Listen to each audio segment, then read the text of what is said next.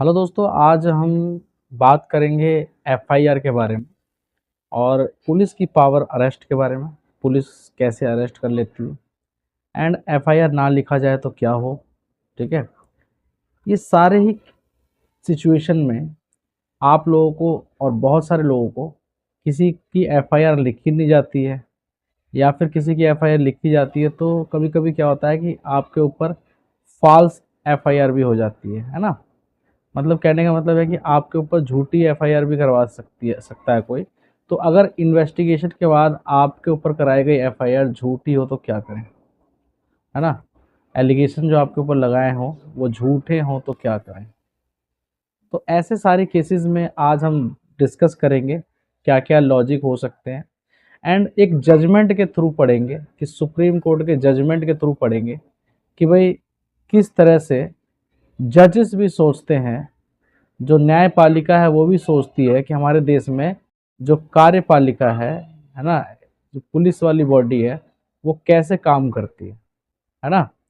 तो supreme court के जजेस ने भी पाया, एक जजमेंट है ललिता कुमारी वाला, तो उसमें ये पाया गया कि भाई अभी भी 50% से ऊपर लोगों के एफआईआर रजिस्टर नहीं हो पाते हैं।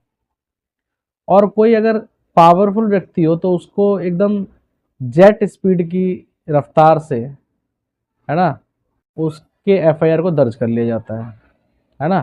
और अगर उसके पास पावर ना हो या फिर आप किसी बड़े व्यक्ति के खिलाफ एफआईआर करा रहे हो तो एफआईआर होने में कितना समय लगता है वो आप प्रैक्टिकली भी देख लेते हो। जब पहलवान, जो जैसे पहलवानों का भी हड़ताल चल रहा था, तो उस समय आपने देखा कि एफआईआर करवाने के लिए कितना आंदोलन करना पड़ा। ये लाइव एग्जाम्पल है ना, कि एफआईआर कराना एक बहुत बड़ी बात हो जाती। जबकि जबकि सेक्शन 154 ऑफ सीआरपीसी ये कहता है कि अगर इंफॉर्मेशन रिसीव्ड है ना, अगर इंफॉर्मेशन रिसीव्ड है तो अगर उसमें ये पता चले कि भाई कॉग्निजेबल ऑफेंस हुआ है, ऑफेंस होने की संभावना भी मिल रही है, तो एफआईआर रजिस्टर करना मैंडेटरी है। और ये भी कहा है कि अब जजमेंट में ये भी कह रखा है, ठीक है, 2013 के ऑर्डर में भी ये कहा है न्यायपालिका ने कि भाई 154 के तहत एफआईआर करना तो जरूरी है ही, साथ में आपको ये नहीं कहना है कि भाई रिटर्न कंप्लेन लेके आओ। बहुत सारे लोगों को ये कह के टरका दिया जाता है कि रिटर्न कंप्लेन लेके आओ, है ना। तो ऑफेंस की सूचना, जो ऑफेंस हुआ है उसकी सूचना अगर आपको ओरली मिले पुलिस वाले को या फिर रिटर्न मिले, रिटर्न में मिले, वो मना नहीं कर सकता अगर वो दिख रहा है वहां पे कि ऑफेंस हुआ है, प्रूफ है आपके पास, तो आप उसके खिलाफ भी कार्रवाई कर सकते हो, है ना। उसके खिलाफ भी पुलिस वाले को भी प्रोसिक्यूट कर सकते हो। समझ में आई बात। कहने का मतलब ये है कि अगर एफआईआर ना लिखी जाए पुलिस थाने में तो क्या किया जाए, तो आपको डायरेक्टली जुडिशियल मजिस्ट्रेट के पास अप्रोच करना है और उसके डायरेक्शन के बाद पुलिस वाला एफआईआर करेगा ही करेगा। फिर एफआईआर हो जाए तो उसके बाद यहाँ तक भी आता है कि एफआईआर हो जाने के बाद भी इन्वेस्टिगेशन सही से नहीं होती, इन्वेस्टिगेशन होती ही नहीं है ना। तो बहुत सारे केसेस हैं। अब देखो एफआईआर ना लिखने के फायदे, ना लिखने के नुकसान देखो क्या है। एफआईआर ना लिखने के नुकसान ये देखो कि जितनी देर से एफआईआर लिखी जाएगी, एफआईआर लिखवाने के बाद जो क्राइम हुआ था उसको छुपाने के लिए जो एक्यूज्ड है वो छुपा लेगा, जो उसने क्राइम किया उसको छुपा लेगा, मैनिपुलेट कर लेगा। इसीलिए 154 में ये कह दिया गया है कि भैया एफआईआर लिखना जरूरी है, मैंडेटरी है। अब ऐसा नहीं कि भाई आप एफआईआर लिखना मैंडेटरी, एफआईआर लिखवा दिया तो काम हो गया। अब जिसके खिलाफ एफआईआर लिखवा रहे हो सकता है कि भाई वो बेगुनाह हो, ये भी हो सकता है। दोनों साइड सोचना पड़ता है। तो एफआईआर लिखवा दिया तो बेगुनाह है, तो अब ऐसे केस में क्या होता है कि आप जिसके खिलाफ एफआईआर लिखवाइए उसको डर लग जाता है, भैया मेरे खिलाफ एफआईआर हो जाएगी, अब मुझे अरेस्ट कर लिया जाएगा। तो देखो ऐसे अरेस्ट नहीं किया जाएगा। सेक्शन 154 और सेक्शन 41 जो अरेस्ट के बारे में बताता है, दोनों ही डिफरेंट चीज़ें। ऐसे ही किसी को अरेस्ट नहीं कर लिया जाएगा जब तक कि पूरा क्राइम प्रूफ ना हो जाए, ठीक है। ऐसा नहीं है कि भाई अरेस्ट कर लिया जाएगा, तो बहुत रेयर केस में अरेस्ट किया जाता है।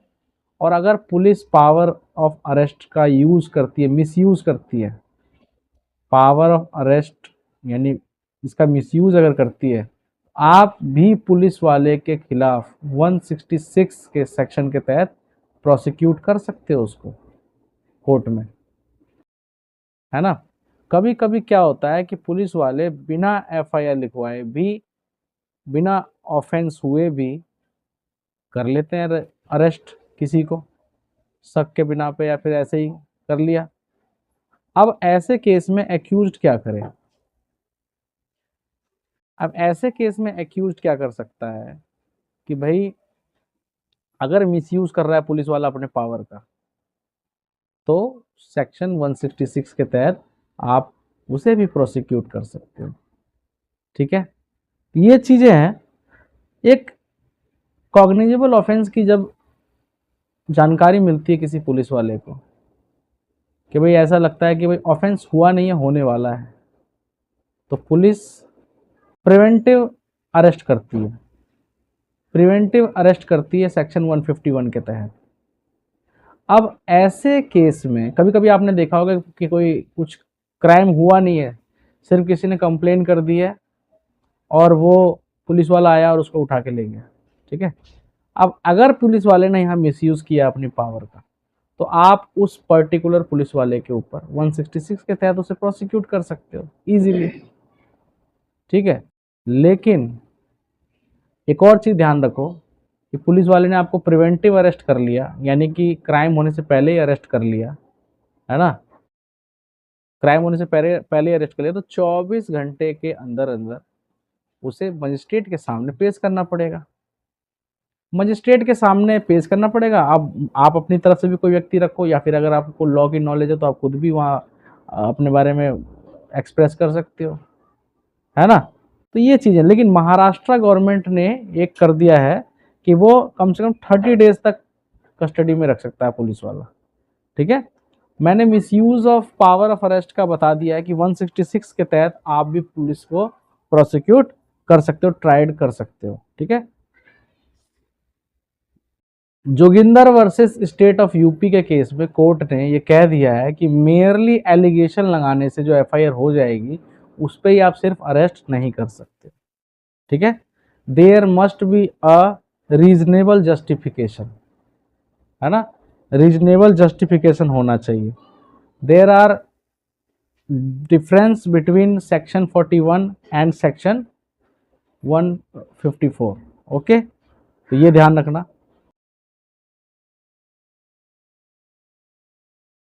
अगर कोई पुलिस वाला, अगर कोई पुलिस वाला, पुलिस ऑफिसर, बूथ इंचार्ज, है ना, पुलिस स्टेशन इंचार्ज, अगर आपका एफआईआर नहीं रजिस्टर कर रहा है तो ये वायलेट कर रहा है आपको, आपके राइट्स, ठीक है।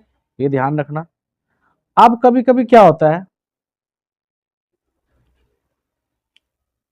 पावर ऑफ पुलिस टू, अब एक और चीज ध्यान रखो, कभी कभी पुलिस वाले क्या करते हैं कि एफआईआर हुआ और बिना इन्वेस्टिगेशन के क्लोज कर दिया, एफआईआर ही क्लोज कर दी, समझ आ रही बात, या फिर आफ्टर इन्वेस्टिगेशन ऐसे ही क्लोज कर दी।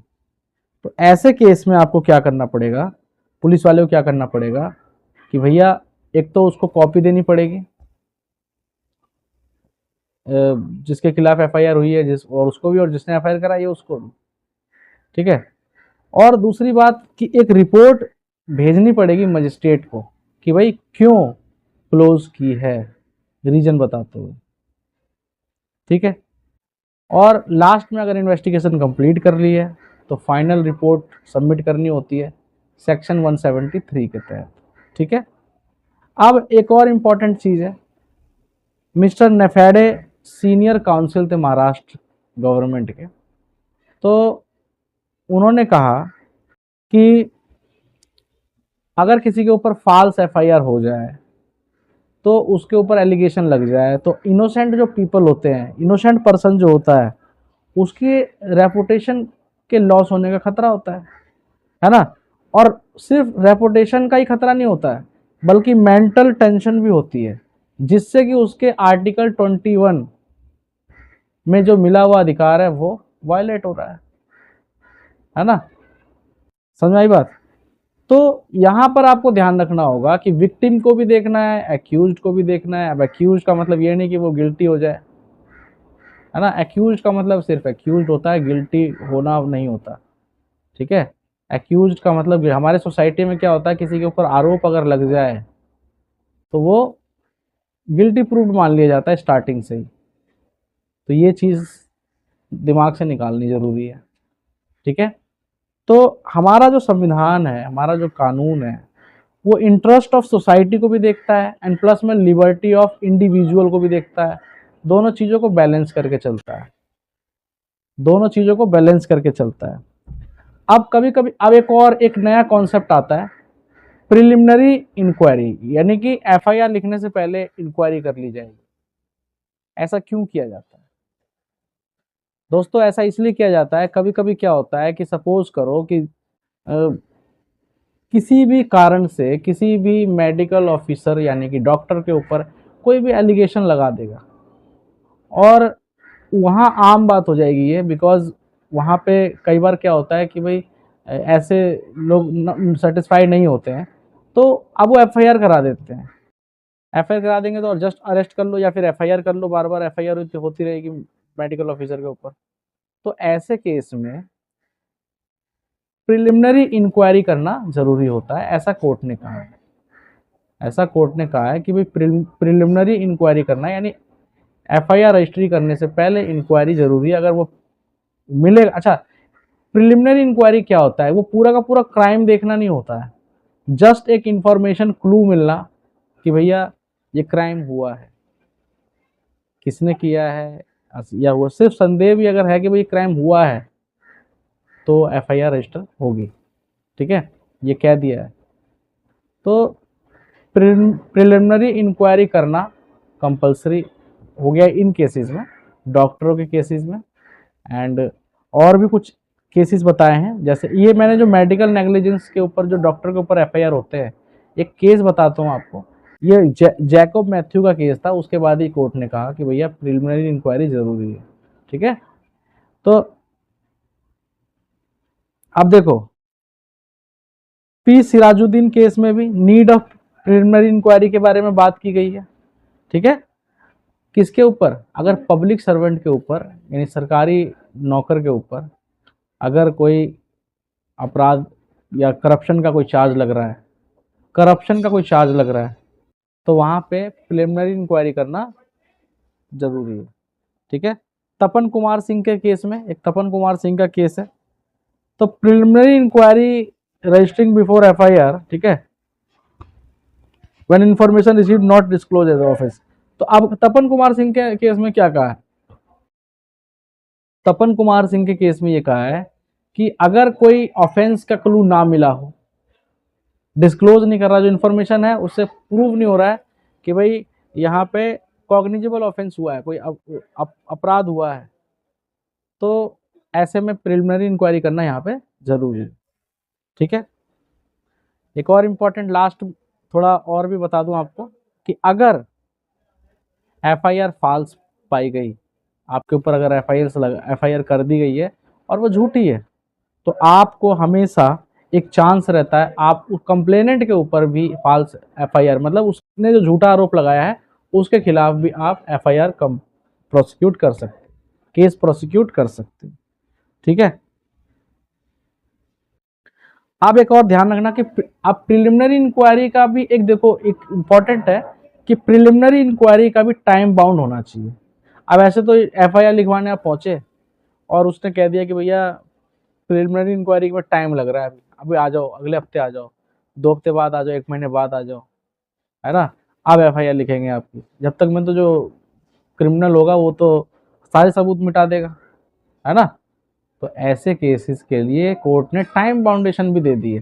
पहले 7 दिन का दिया था, फिर 15 डेज का कर दिया, क्योंकि टाइम लिमिट बढ़ा दी फिर थोड़ी सी, ठीक है। और अगर थोड़ा सा लेट होता है तो एक जस्टिफिकेशन देना पड़ेगा पुलिस वाले को बढ़िया सा, कि भाई क्यों ऐसा लेट हो रहा है, ठीक है, क्यों ऐसा लेट हो रहा है, क्यों कर रहा है। और सबसे बड़ी बात है कि ये चीज एक कॉपी भी देनी पड़ेगी। अगर आप एफआईआर करवाने गए और वहां पे आपका एफआईआर नहीं लिखा, बोला कि भैया प्रिलिमिनरी इंक्वायरी करेंगे, पहले इंक्वायरी करेंगे देन एफआईआर लिखेंगे, देन आपको उसकी भी कॉपी मिलेगी। जनरल डायरी एंट्री में जो एंट्री होती है उसकी कॉपी तो आपको मिलेगी ही मिलेगी, ठीक है। समझ आई बात। प्रिलिमिनरी इंक्वायरी यानी एफआईआर लिखने से पहले जो इंक्वायरी होती है वो मेनली कौन से केस में हो सकती है। एक मैट्रिमोनियल डिस्प्यूट अगर हो गया, मान लो शादी वादी का कोई केस है और उसमें कोई ऐसे आरोप लगा दे और एफआईआर दर्ज कर ली जाए, तो वहाँ भी एफआईआर से पहले इंक्वायरी थोड़ी सी जरूरी है, ठीक है। ये इंक्वायरी सिर्फ ये नहीं कि भैया पूरा का पूरा डिटेल निकालना है, जस्ट ये कि चीज़ ऐसी हुई है या फिर नहीं हुई है, ठीक है। कमर्शियल ऑफेंसेस में भी, व्यापारिक संबंध में अगर कोई क्राइम अगर होता है छोटा मोटा, तो वहाँ पे भी प्रिलिमिनरी इंक्वायरी कराई जाती है। मेडिकल नेग्लिजेंस बता ही दिया है, करप्शन केसेस बता ही दिया है ना। और अगर मान लो कि कोई रिपोर्ट, कोई क्राइम का केस आप दर्ज करा रहे हो और वहाँ पे आप देखो 3 या 4 महीने बाद, 5 महीने बाद करा रहे हो कोई चीज़, तो वहाँ भी प्रिलिमिनरी इंक्वायरी चेक करनी पड़ती है कि वेदर ये क्राइम हुआ था या फिर नहीं हुआ था, ठीक है। ये चीज़ चेक करनी होती है। Reason of delay must be reflect in the general diary entry, है ना। अगर क्यों डिले हो रहा है एफआईआर लिखने में, क्या हो रहा है ना, ये सारा जनरल डायरी एंट्री में रिफ्लेक्ट होना चाहिए पुलिस वालों के थ्रू, ठीक है। तो ये सारी इंफॉर्मेशन मैंने आपको दी है, एफआईआर का पूरा कॉन्सेप्ट, है ना। एफआईआर का पूरा कॉन्सेप्ट मैंने आपको इस वीडियो के थ्रू समझा दिया है। आप चैनल को जरूर सब्सक्राइब कर लो, इतने काम की इंफॉर्मेशन मैंने आपको समझा दिया है। आपको डरने की जरूरत नहीं है। डरने का मतलब है लॉ की अगर नॉलेज होगी तो आपको डर वैसे ही नहीं लगेगा, ठीक है। तो लॉ की नॉलेज रखो एंड इतनी इन्फॉर्मेशन रखो कि भाई कैसे आपको अपने आप को रिप्रेजेंट करना है, ठीक है। तो कैसा लगा ये वीडियो? अगर अच्छा लगा हो तो प्लीज़ चैनल को सब्सक्राइब जरूर कर लेना एंड वीडियो को लाइक जरूर कर देना। थैंक यू सो मच, मिलते हैं नेक्स्ट वीडियो।